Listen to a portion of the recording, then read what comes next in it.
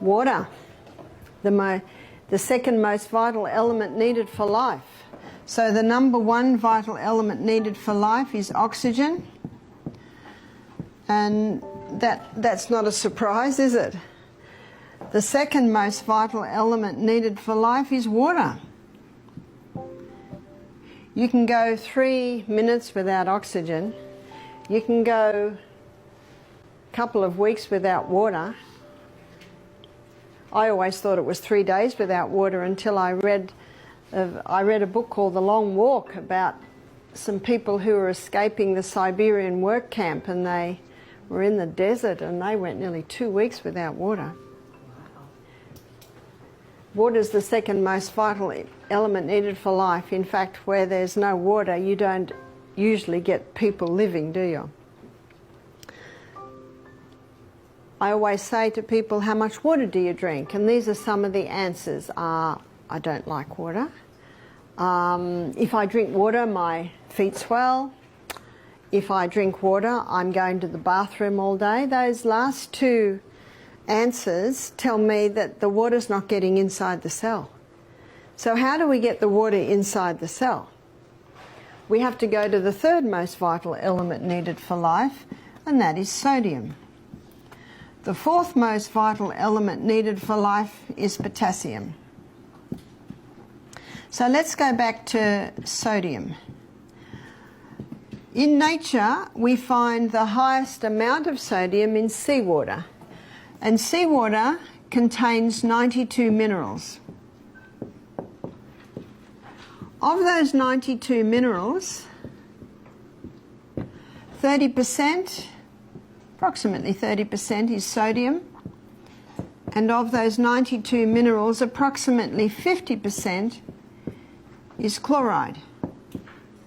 Now, because sodium chloride take up the most amount, they're the first crystals formed when the water is evaporated. So what man does is he scoops up the first crystals formed, he bleaches them white, puts aluminium with it so that it runs freely, and there's your table salt. Table salt is a dangerous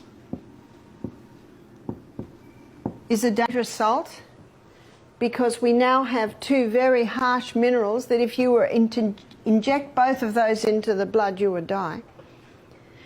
There's two harsh minerals and they need all the other 90 to soften them and balance them. The highest concentration of mineral inside the cell is potassium. The highest concentration outside the cell is sodium. And in this bilayered membrane that is around every cell, there are sodium-potassium pumps. And these sodium-potassium pumps are ever going like this, maintaining the balance between potassium and sodium. But when someone's not eating enough fruits and vegetables, and that's where you get most of your potassium, and they're putting table salt on everything far too much, what happens now is sodium levels rise and potassium levels drop. There is a small amount of sodium in the cell, but when this happens, you see osmosis and diffusion happens when the highest concentration merges into the lowest. So now sodium levels inside the cell are rising, which they should not, and the cell swells. What's that called? High blood pressure. The doctor is right.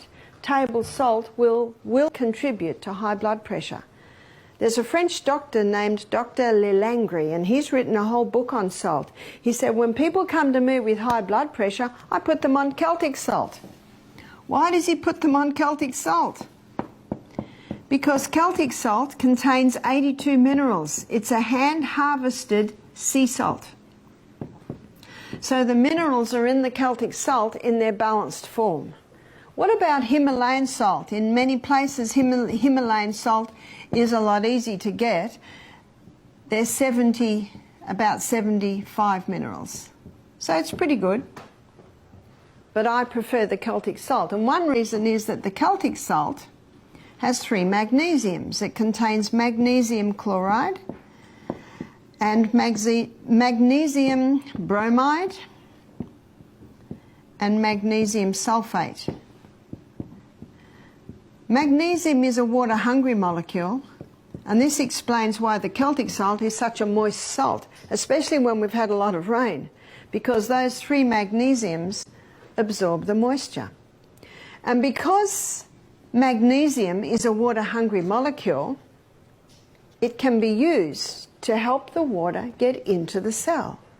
So when you take a crystal of Celtic salt, put it on your tongue, and some say, how big's a crystal? Well, if you've got high blood pressure, start small, about the size of a sesame seed. I don't have high blood pressure, so I might have about 3 times little sesame seeds.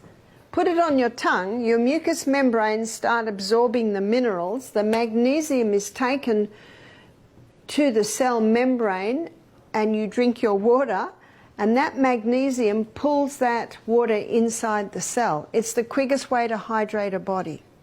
The only time excess water drinking can be dangerous is if people drink too much at once and don't have the minerals that are in the Celtic salt to pull that water inside the cell. I've had people complain to me, they say, I'm drinking more water now, and now I'm going to the bathroom all day. So I say, are you having the salt? Have a little crystal before every glass of water. And ideally we should be having approximately 8 glasses of water a day. And then I say to them, and don't drink a whole glass at once. I think I mentioned earlier, I drink half a glass as soon as I get up. I go to the bathroom, I drink another half glass. Then I get dressed and have another half glass. But when I start every glass, I have that little bit of salt. So you spread the water over the day. And many people have said to me, thank you so much, that has made a big difference. See, huge water in, it's not long before huge water has to come out. It's like watering a plant. And look how God sends the rain, little by little by little. And when there's a tornado, when there's a torrential downpour, that's when the soil gets washed away and flooding can happen. So remember that with your body. Take it little by little by little by little. It is the best way to take it. Lining our gastrointestinal tract are villi. And on the villi is a receptor site. And that receptor site is to take the glucose through and into the blood. So on this villi, we've got a blood capillaries that go all the way through. Now in that receptor site is a carrier. And this carrier is designed to take the glucose through to the blood. But the carrier will not accept the glucose unless it comes with a molecule of sodium. I read this in my anatomy and physiology book. In the anatomy and physiology book, I memorized the sentence so I could give it to you from the horse's mouth. Sodium is the main transport system of glucose across the brush border wall and into the blood. And yet what are we told? Don't eat salt. Well, I agree with the table salt because it causes this imbalance of minerals in and out of the cell, absolutely. And did you know that sodium chloride is so strong it can kill the taste buds? Have you seen people that eat table salt? They put it on everything and they put it on before they've even tasted it. Well, no wonder, their taste buds are dying. Whereas Celtic salt, with all of its minerals, it enhances the flavour of the food. Now, the red lentils we had this morning, a few people have said, what's in this? I've even served it at my house at breakfast, and people have said, is there chicken in this? And I know why they say that. It's because it's so flavoursome. Well, it has a little olive oil, some herbs, nice if you can get fresh or Italian herbs, and some Celtic salt and a bit of turmeric. That's it.